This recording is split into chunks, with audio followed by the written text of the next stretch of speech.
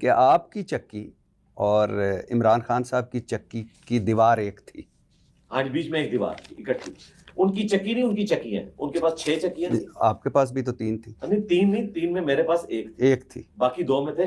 3 وہ چونکہ اس کے باہر جو واکنگ ایریا ہے نا وہ کمبائنڈ تھا ہمارا، لیکن میرے پاس ایک چکی تھی، ایک پروفیسر صاحب کے پاس اور ایک جو بشپ صاحب تھے. اور ان کے سامنے جو اوپن ایریا ہے نا وہ بھی آلموسٹ سمجھ لیں تقریباً 20 فٹ بائی کوئی 50 فٹ کا ایریا بنتا ہے جو سامنے والا. لیکن اس کے اوپر بھی وہ اسی طریقے سے جیل والی سلاخیں ہوتی ہیں. وہ آپ ایک پنجرے میں ہی ہوتے ہیں. باہر نکل کے آپ کو صرف یہ احساس ہوتا ہے کہ چلیں سورج نظر آ گیا، آسمان نظر آ گیا، لیکن وہ جیل کا ہی احساس ہوتا ہے. لیکن یہ بھی بڑی نعمت ہے کہ آپ کو وہاں پہ واک کرنے کی اجازت ہے.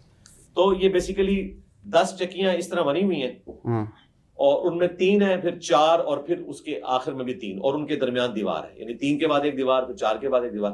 اور بالکل اس کے پرپینڈیکولر 6 چکیاں تھیں خان صاحب کی. اور جو بشپ صاحب کی جو چکی تھی نا اس کی دیوار آخری دیوار تھی، اس کے پرلی طرف ان کی چکیاں پرپینڈیکولر شروع ہو جاتی تھیں اور بیچ میں ایک دیوار تھی. اور بائی چانس جب خان صاحب ناشتہ کرنے کے لیے آتے تھے، ہمیں نظر تو نہیں آ رہے ہوتے تھے، تو وہ ان کا جو مشقتی ہے نا وہیں پہ وہ ان کے لیے ناشتہ تیار کر رہا ہوتا تھا. ایگزیکٹلی 9 بجے وہ آ جاتے تھے اور 3 بجے آ کے وہ شام کا کھانا کھاتے تھے. یہ 2 ٹائمنگ ہمیں پتا تھے، اس لیے کہ وہ جب اپنے مشقتی سے تھوڑی بہت کوئی گفتگو کرتے تھے تو ان کی آواز کی بیس بھی ہے اور ویسے بیچ میں ایک دیوار ہے مشکل سے 10-11 فٹ کی اور اوپر سے اوپن ہے، تو آواز کبھی کبھار کوئی 2-4 جملے کان میں پڑ جاتے تھے. کیا 2-4 جملے؟ میرے نبی سا ہے ہی کوئی نہیں، تیرے پاپے تھے شاہ ہی کوئی نہیں. یہ وہ کہا کرتے تھے. نہیں ویسے میں ویسے پوچھ رہا ہوں کوئی ایک آدھ جملہ ایسے. ہاں وہ کرکٹ کو ڈسکس کر رہے ہوتے تھے.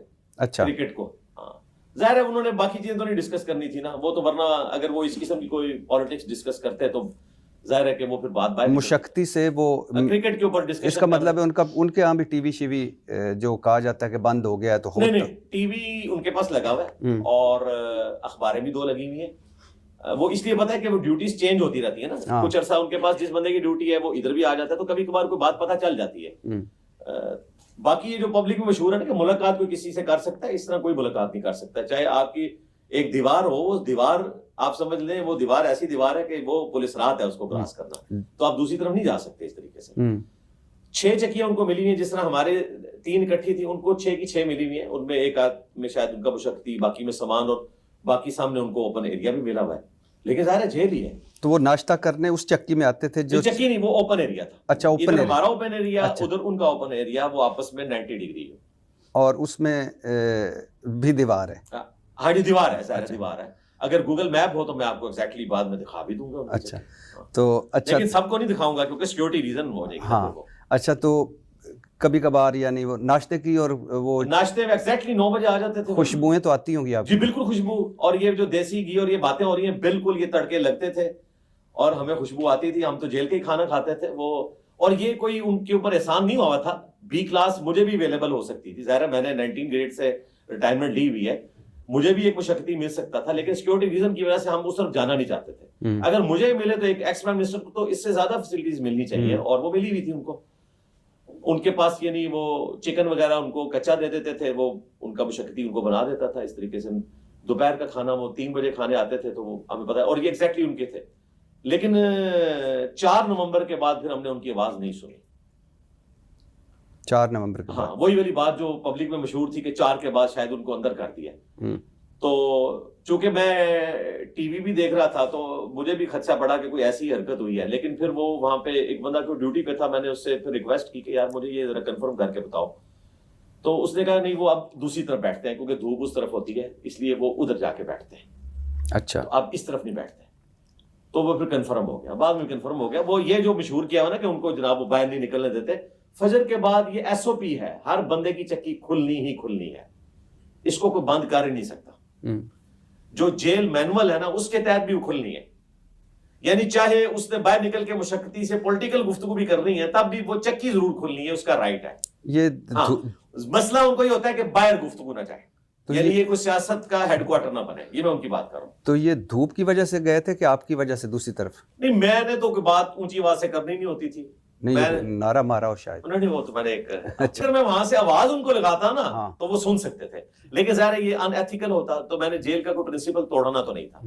ہاں ایک دفعہ یہ ہوا کہ میرے آنے سے پہلے وہ جو بشپ صاحب تھے ان کو کافی زیادہ کھانسی لگی ہوئی تھی رات کو، تو وہ رات کو پھر خان صاحب کو آواز آتی تھی، تو وہ انہوں نے بشپ صاحب نے خود بتایا کہ جی آپ کے آنے سے کچھ عرصہ پہلے میری چکی انہوں نے یہاں سے شفٹ کر دی تھی، کھانسی کی وجہ سے خان صاحب کو رات کو نیند نہیں پڑتی تھی، تو اب میری کھانسی بہتر ہے، تو آپ آئے ہیں، تو وہ چکی خالی کروا کے ان کو دوبارہ وہاں پہ شفٹ کر دیا۔ پھر ہم 3 لوگ تھے، باقی جو ہمارے ساتھ جتنی چکیاں تھی 8-8 9-9 لوگ تھے۔ آپ ذرا امیجن کریں کہ وہ کیا مچھلی بازار بنا ہوتا ہے۔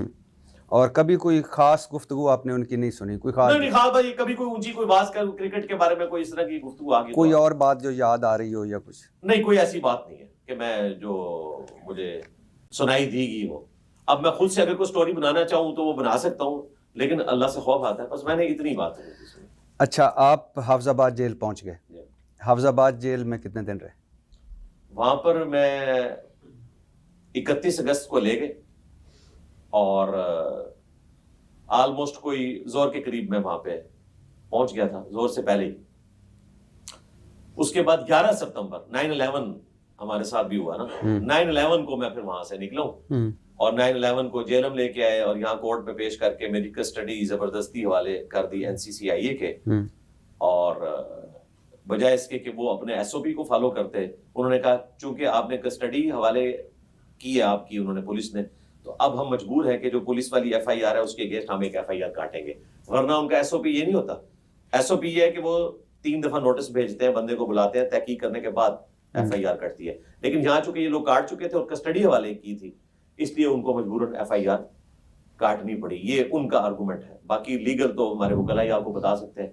تو 11 ستمبر کو میں حافظ آباد سے پہلے جیلم آیا، یہاں عدالت کے سامنے پیش ہو کے پھر کسٹڈی انہوں نے حوالے کرنی تھی NCCIA کے، تو یہاں سیکیورٹی میں مجھے پھر NCCIA راولپنڈی کے آفس میں لے گئے، جس آفس کے جتنے اب ٹاپ کے آفیسرز ہیں وہ بھی سارے کے سارے اب سسپینڈ ہوئے ہیں اس آفس کے اندر، 11 ستمبر 2025 کو، اور 11 سے لے کر 18 تک میں پھر وہاں پر رہا۔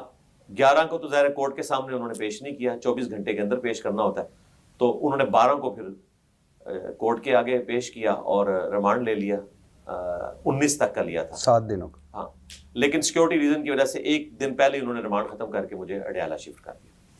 اچھا سر، میں نے سنا ہے کہ آپ پر 295C کا جو پرچہ کٹوانے والا مدعی ہے، یہ وہی شخص ہے جو نہ صرف آپ پر پہلے بھی FIR کٹوا چکا ہے، نہ صرف آپ کے والد پر 324 کی FIR کٹوا چکا ہے، بلکہ یہ وہی شخص ہے جس کے پیر نے آپ کے سر کی قیمت بھی 5 لاکھ مقرر کی تھی۔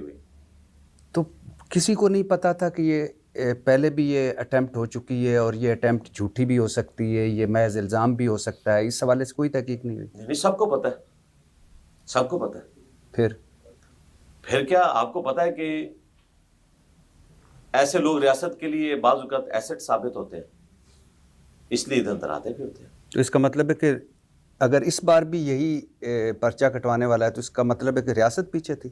ریاست ظاہر ہے جب ایسے لوگوں کو کھلی چھٹی دے گی تو ہمیں تو یہی وسوسے آئیں گے کہ وہی ان کے پیچھے، یہ ہمیں کنکلوڈ کرنے میں کوئی آر نہیں ہونی چاہیے۔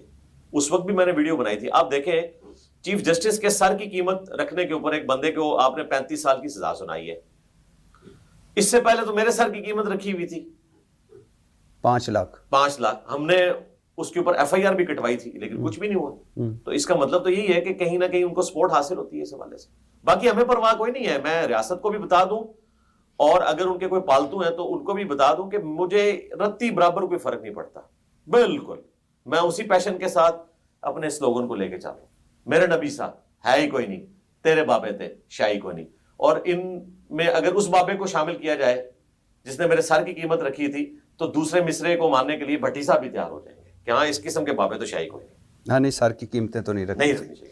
اچھا، آپ نے ابھی بتایا کہ ایک دن ہی میں پولیس نے آپ کو NCCIA کے حوالے کر دیا اور مقدمہ بھی، نئی FIR بھی، آپ پر پیکا بھی لگ گیا۔ جی ہاں، کیوں؟ بس یہ تو اب NCCIA والوں کو پوچھنا چاہیے۔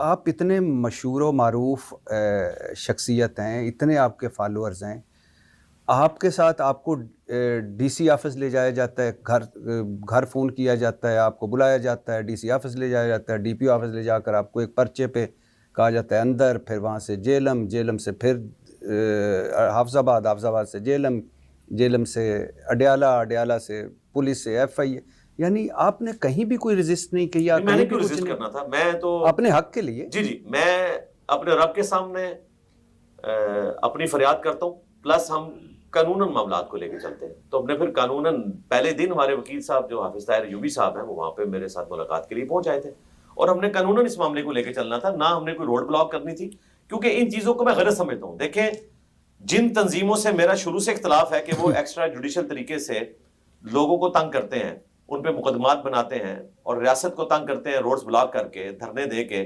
2017 کے آپ کو دھرنے پتہ ہے، ختم نبوت کے نام کے اوپر گالیاں نکالی گئیں صلی اللہ علیہ وآلہ وسلم، اور اس وقت ہماری ریاست ان کے پیچھے تھی، اور آج ریاست جو ہے آج بھی ان کے پیچھے ہے، لیکن اب دوسرے والی پیچھے ہے.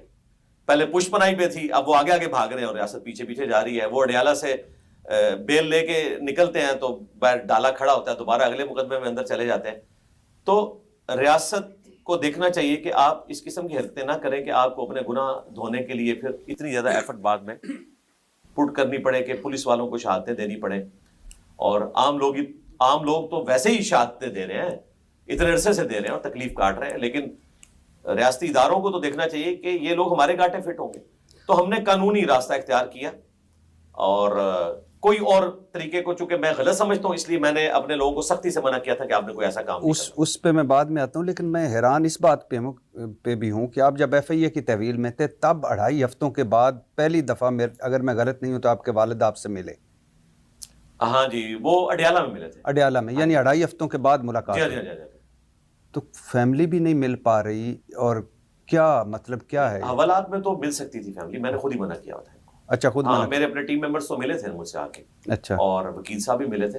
فیملی کو میں نے منع کیا تھا کہ آپ نے یہاں نہیں آنا. میں نہیں چاہتا تھا کہ وہ اس ماحول کو آبزرو کریں اور پوری زندگی کے لیے ان کے دماغ کے اوپر ایک چیز نقش ہو جائے. اور یہ اڈیالہ میں بھی جو میرے والد صاحب یا میرے بیٹے ملنے کے لیے آئے، تو یہ میرے منع کرنے کے باوجود ملنے کے لیے آئے. مجھے ایک دن پہلے سپرنٹینڈنٹ صاحب نے بتایا تھا اس طرح ملنا چاہتے ہیں، تو وہ میں نے کہا جی ان کو منع کر دیں.